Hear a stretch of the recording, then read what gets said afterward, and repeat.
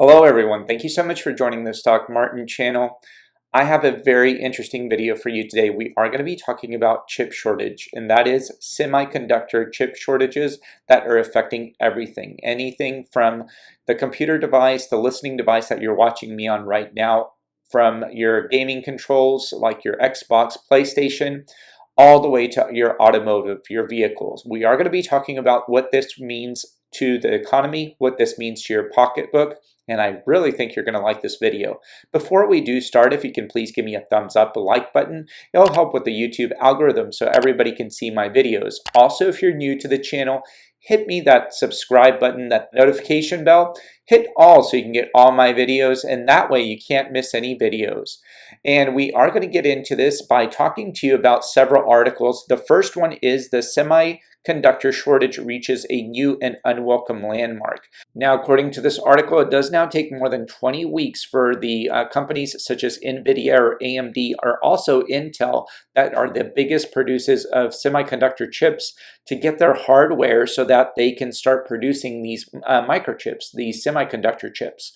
So this news first broke from Bloomberg, and they did report that these companies are having huge shortages, and it's taking a very long time, even up to sometimes 26.5 weeks for them to get all their products together so that they can produce these chips. And basically that means that this chip shortage is going to stick around for a very long time. It is very important for these companies. As I have mentioned, AMD, Intel, and NVIDIA are the three biggest chip producers in the world, and it is taking them a long time to make their CPUs and their GPUs, and the prices are starting to go up higher and higher. So this basically means that the chip shortage is not going to get any better anytime soon, which is causing everything to be more expensive in addition to inflation. So I did want to talk to you about this, that the shadow of the chip shortage is looming over the biggest tech quarters.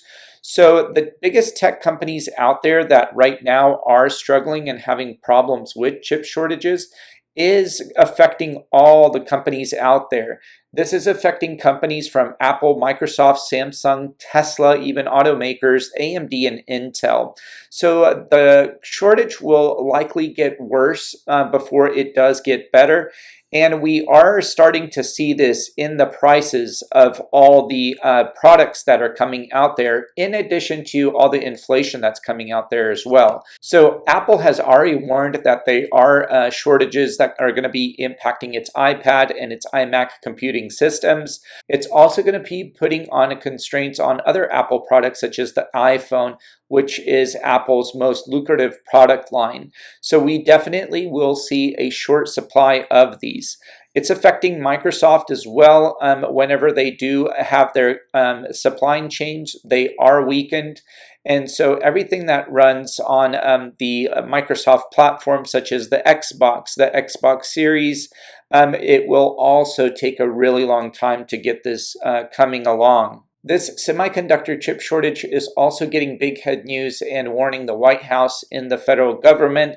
And of course, the chip makers themselves are calling out big concerns. Intel, which is one of the largest chip makers, said that it will take us another 1 to 2 years before the industry is able to catch up with demand. They are having persistent industrial-wide components that are causing this shortage. So this will be going around for a while. AMD also does make chips, semiconductor chips, and they have a little bit more optimistic note. They did say that while supplies may be tight for the rest of the year 2021, but things have been getting better throughout the year. And as we go through the end of the year, and certainly in the next year, things will improve. So we definitely are starting to see that this year chip shortages are not going anywhere, but next year, hopefully by next year, if not longer, they will be getting better. So next I wanted to transition into how does the chip shortage affect the overall industry and the overall economy? Well, as you can see, this is a pie chart that does show the chip demand by revenue in the United States according to the billions of dollars. So the auto industry does have a relatively small chip end user. However, it does affect all industries out there, from computers to communication infrastructures. Industrial automotive is only about 9% of the chip shortage out there, and all the other consumers and wireless. You have to think about wireless as well. So if we just look at the red portion, which is about $39.5 billion, which is the auto industry, it makes up only less than 9% of the chip demand by revenue, and that is according to the market analysts. This is set to increase by about 10% every year until we get to the year 2025. So the auto industry right now, which employs a large amount of people, is starting to get that big squeeze. So we are starting to see these chip shortages affect automakers, as I wanted to point out. So the semiconductor, according to the Washington Post, does have a shortage that is hammering automakers and costing billions of dollars in lost production and lost in sales. And this not affects only America, but it affects the world. So according to this article, nearly 20 auto factories in North America and Europe had to cut back in recent weeks due to the lack of parts, most specifically semiconductors. So the global chip shortage is really coming down on all the world. This has affected 20 vehicle makers out there, but the big ones are Ford, General Motors, Tesla, BMW, Daimler, which does make Mercedes-Benz, have all reported that they have difficulties receiving chips, and that they are having a very big production problem to make their vehicles. So according to the Ford chief financial officer, and I quote, he did say, "We do see the chip issue running through this year, and we could see it bleeding into the first part of next year, so this will be very long term." Now, there have been a lot of automakers that have come out, just like Ford just mentioned, but we also had Tesla. Here, according to The Street, we did have Elon Musk comment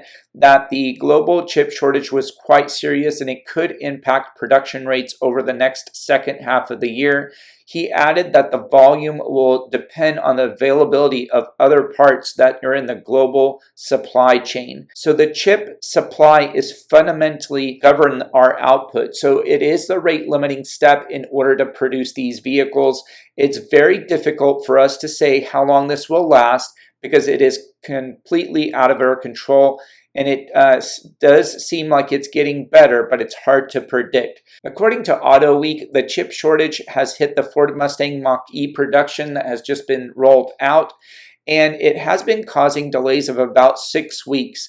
But Ford is looking to compensate these people, the purchasers, with giving them more charging times for their buyers. So according to this article, the Ford Mustang Mach-E deliveries that were placed this summer are still being delayed. They are going to be delayed for the next 6 weeks. And Ford is also giving the buyers, because of their delays, they're giving them an extra 250 kilowatt hour of charging through their Ford Pass network.